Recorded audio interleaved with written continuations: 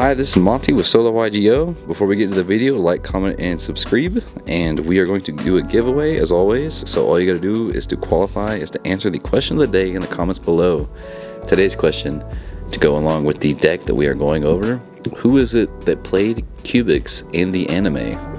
Answer down below and we will get into the deck profile. Starting off, the boss monster of the deck, the undisputed, the greatest, the Crimson Nova, the Dark Cubic Lord. Unaffected by other monster effects, whose attack is 3,000 or less. And he can attack twice per turn if you activate its effect. And then also on top of that, at the end phase of your turn, he will do 3,000 damage to both players. He is definitely a nice little. This card. It is a great card. Walking ring destruction. He is. He's great. I love him. His fusion is even worse. But we'll get into that later. Next up, we have the trio of Duza, the Meteor Cubic Vessels.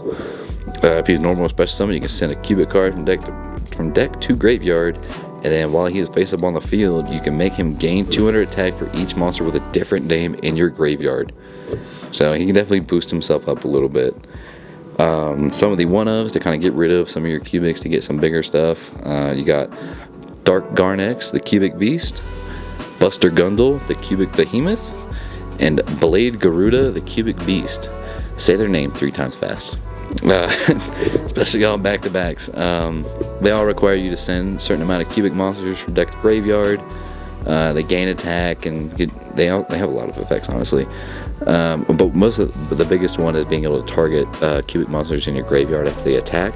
Send them to the graveyard and you can resummon almost all of them back from the graveyard, especially your Vajams, which are a very great tool to use against people. Be careful saying that name. Yeah, great. Yeah, have fun with that one.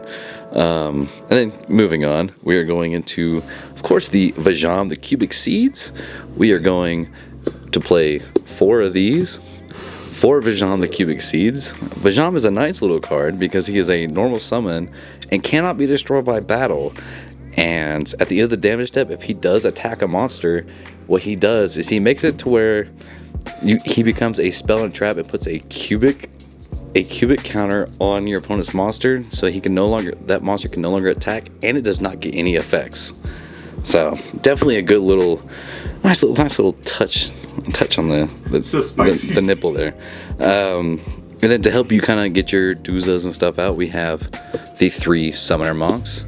Sending a spell card from your hand to the graveyard, which a lot of our spells and cubics don't really care about being in the graveyard because you can banish them and they will just summon another level 4, which will get you Duza on the field to kind of get a double spell in the graveyard.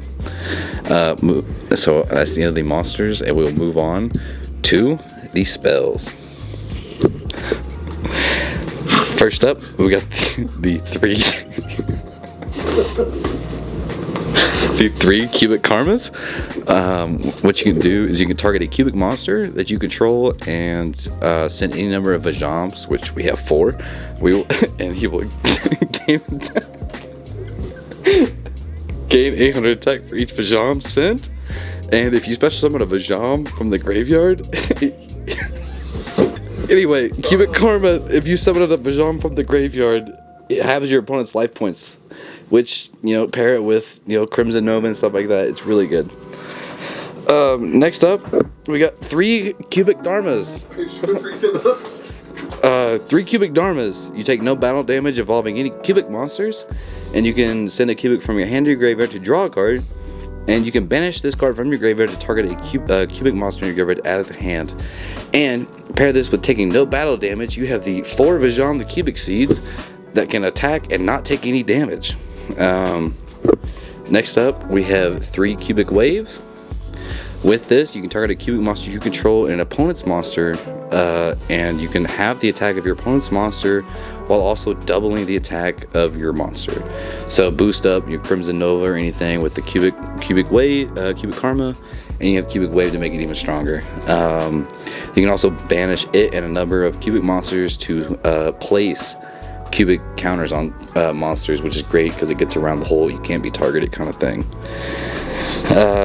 So that's the end of the cubic spells. We have the Double or Nothing, which will come in handy later. We'll get to that one. Reasoning, limited to 1. Declare monster level from 1 to 12. And let them have fun trying to figure that out. 4 would be better. 4 of them? Yeah, you think 4? Okay. I'll get right on that one. Let me find 4 of them. Next up, Dark World Dealings. Draw a card, discard a card. Discard one of your spells that you need in the graveyard to search something. Yeah, it works really well in this deck. Speaking of discarding spells and traps, we have Foolish Burial Goods at 3. Sending your spells, a lot of them search for things, so being able to search out, your 4 Vajams or something like that, it's really nice. Allure of Darkness. Don't have to have fear of Allure of Darkness, because if you happen to draw 2 Vajams, don't worry. You still have 2 more in the deck. So you're good to go. So it's easy little banish the Vajam if you draw another one. Next up, Greater Polymerization. This one is used specifically for the boss monster in the extra deck. It's incredibly hard to summon. This is probably one of the hardest extra deck monsters I've actually had issues with summoning. I know there's specific builds to get around to where you summon the extra deck monster, it's like as the focal point, but it takes so much to get to that point. It's kind of ridiculous, but that's why you have extra resources with the additional Vajam. Yes, of course. Except that the extra deck monster requires only Crimson Nova. Okay. So kind of makes it a little difficult, but Greater Polymerization, if you do end up getting to do that, it can't be destroyed by card effects, and if it attacks a defensive position monster, it inflicts piercing battle damage. So it's an extra bonus if you were able to actually summon the monster out. It feels more rewarding, I guess. So yeah, spell-wise, that's it. We're going into the traps. Tight 41 card list. It is a tight 40 card deck. Next up, we have the 3 Unification of the Cubic Lords. It is an archetype fusion spell, quote unquote, because it is a trap card. But if it is in the graveyard and you get attacked or anything like that, you can banish it and special somebody level 4 from your deck or your hand. So it's not too bad. However, it's better if it's in the graveyard. And then to just kind of round off the list, to kind of give you something, we have Lost Wind. But of course, you can substitute for anything. Like if you wanted another Vajam the Cubic Seed, you could do that. We're definitely run 5. I don't see a problem with this at all. But Vajam is such a good card. I would definitely say that if you could pull that Lost Wind, put in another Vajam. Now, we'll go into the extra deck. We have the 2 of Crimson Nova, Trinity, the Dark Cubic Lord. Is that the one who's evil? This is hard as crap to summon. Requires 3 Crimson Nova, the Dark Cubic Lords, and it has to be fusion summoned. It just attacking will have your life points, and it can attack twice. Holy crap! It's crazy. So it's definitely really hard to summon for that reason. Next up, to back up, of course, playing level 4s, we have to play the Utopia package. Going Utopia double to get that double or nothing I was talking about earlier, summon out the Utopia, or if your opponent has a lot of effects that you're worried about, stuff like Magic Cylinder, Mirror Force, or anything in the damage step, run Utopia the Lightning so that way they can't activate those effects. I've seen Magic Cylinder run around the format lately, so yeah. It's random, and that way you're prepared for it. If you suspect it, there you go, Utopia the Lightning. Yeah, since Tier exited the format, Magic Cylinder has really been coming up. That's really? Yeah. Oh, okay. Oh, well, alright. Next up, we have Abyss Dweller, being able to gain effects because I control a lot of water monsters with my 4 Vajams. But you can detach a material from this card, and your opponent cannot activate any card effects from the graveyard. So, stops cards like Drytrons or Tier, stuff like that. Then we got the Tornado Dragon. Quick effect, target spell or trap on the field, destroy it. Not too bad. And then Dugaris the Timeless, being able to skip the draw phase, draw 2 cards, skip the main phase, and then special summon a monster from the graveyard. It's kind of a versatile card, honestly. And then the last Xyz, we have Castell, the Sky Blaster Musketeer. Then next up, we got the 3 Link monsters that I run.